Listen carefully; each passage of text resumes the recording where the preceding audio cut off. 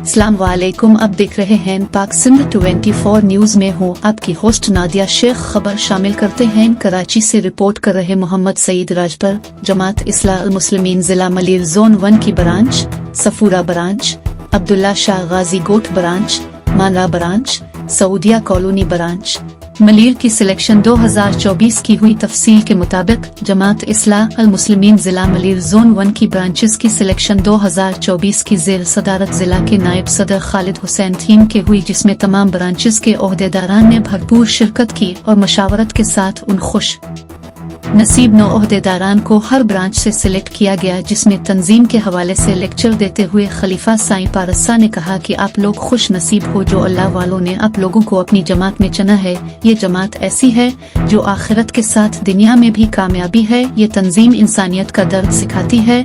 इस इजलास में जनरल सेक्रेटरी मोहम्मद कामरान ताहिरी, ज्वाइंट सेक्रेटरी मीर मोहम्मद जलबानी, फिनिस सेक्रेटरी अब्दुल लतीफ सोलंगी, प्रेस सेक्रेटरी मोहम्मद सईद राजपर, ऑडिटर दिलशाह बरिफ्त, मुआविन सदर आशिक अली कांदरो, मुआविन जनरल सेक्रेटरी आबिद अली, मुआविन फिनिस सिकंदर अली ने शिरकत की।